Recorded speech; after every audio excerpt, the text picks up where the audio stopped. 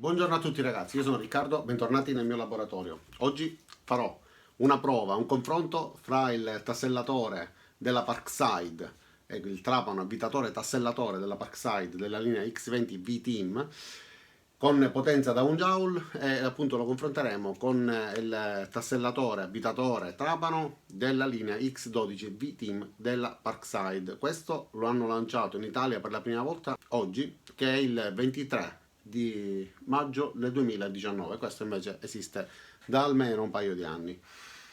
Facciamo una prova di prestazioni, ovviamente il 12 V-Team, quindi il 12 volt, sarà meno performante di quello da 20, però voglio verificarlo, voglio vedere quali sono le differenze e se i 10 euro di differenza circa sono giustificati, quindi se è il caso di prendere questo o questo. Tra l'altro questo l'anno scorso è uscito nel periodo estivo, quindi questo sta uscendo a maggio, non so se sostituirà il modello precedente oppure semplicemente lo affiancherà, dato che hanno creato questa nuova linea X12 V-Team.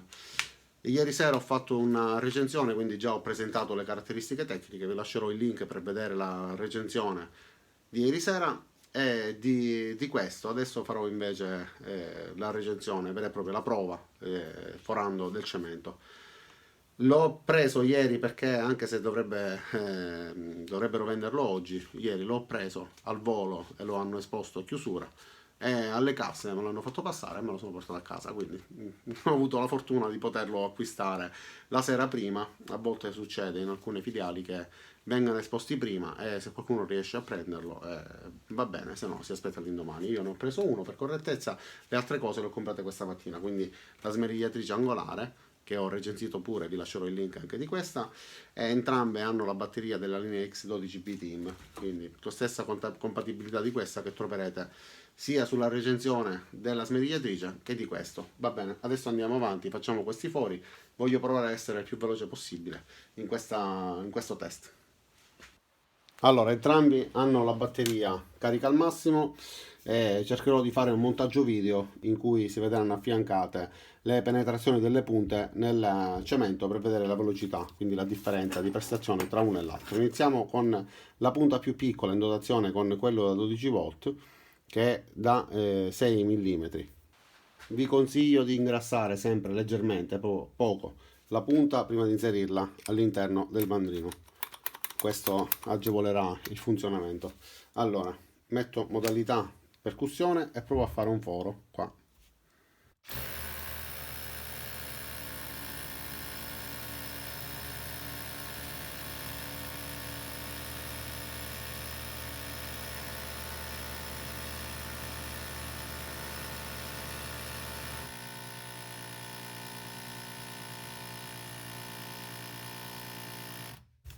Ok.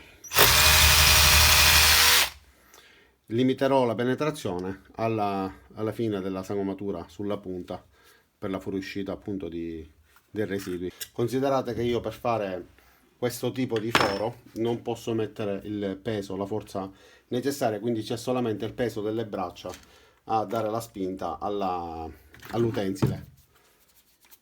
Procedo con la punta da 8.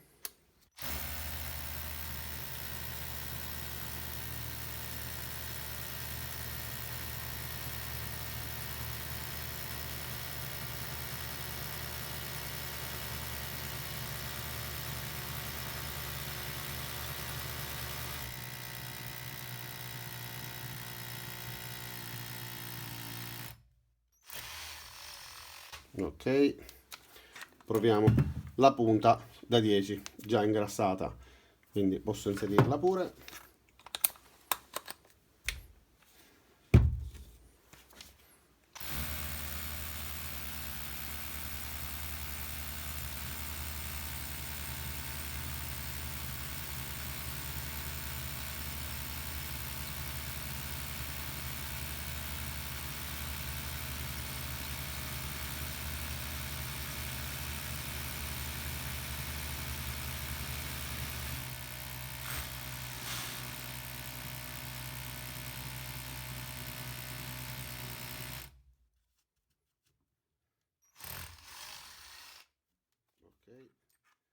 Mi sembra, dato che io ancora non ho visto l'affiancamento dei due utensili al lavoro, che questo sia stato leggermente più performante, soprattutto con le punte più grandi.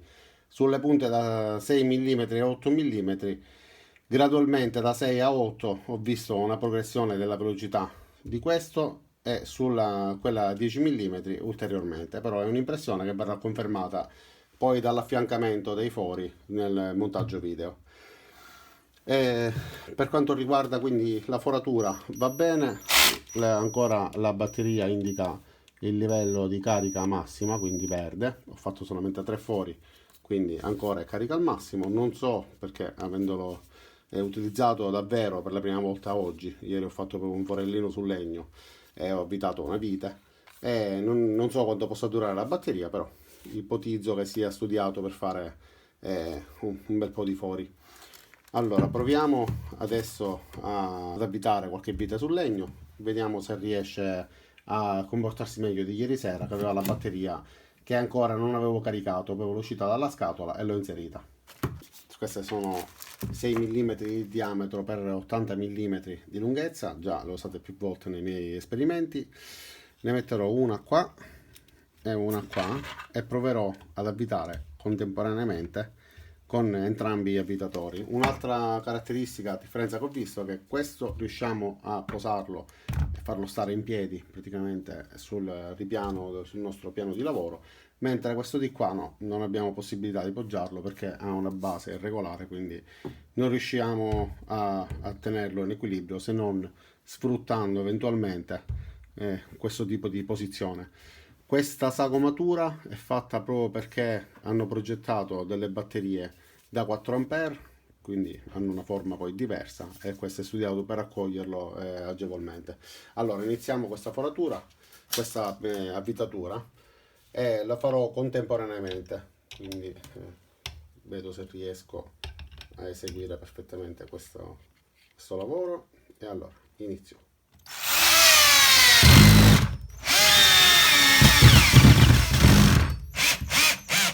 Allora, non è stata una prova leale perché con la sinistra non riuscivo a rimanere fermo, quindi devo rifarlo.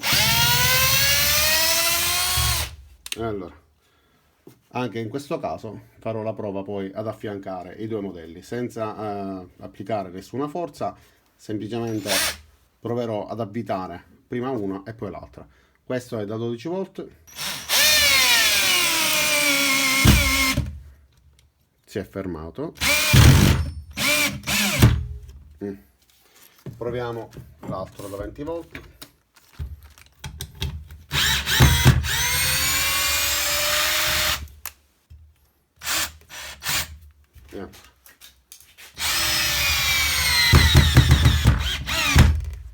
Ok, sono dei bit PZ3 con delle viti PZ3, però saltano lo stesso. Senza dubbio il 20 volt è molto più veloce.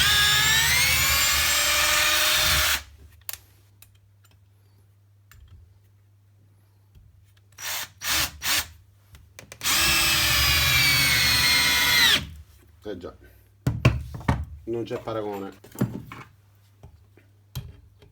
Questo è il 12.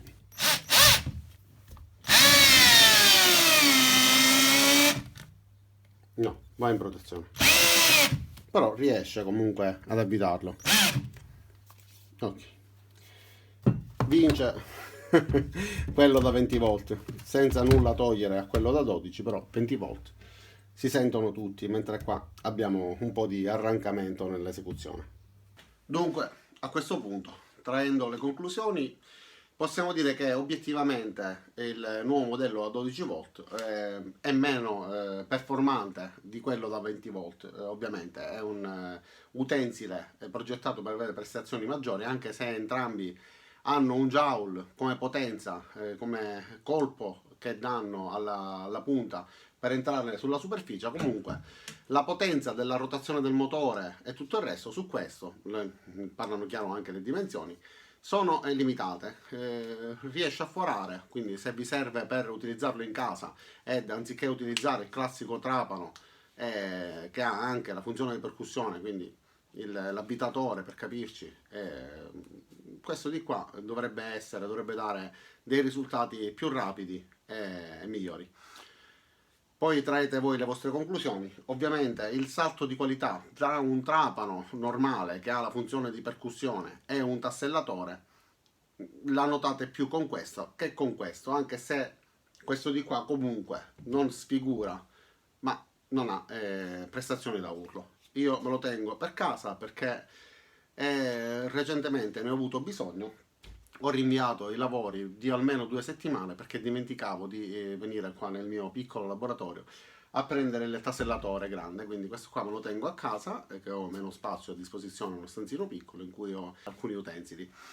Detto questo, quindi vi saluto, vi ringrazio di aver visto questo video fino in fondo, vi invito a mettere mi piace a questo video se vi è piaciuto e lo avete trovato utile, è stato un confronto giocoso che però ha tolto tanti dubbi.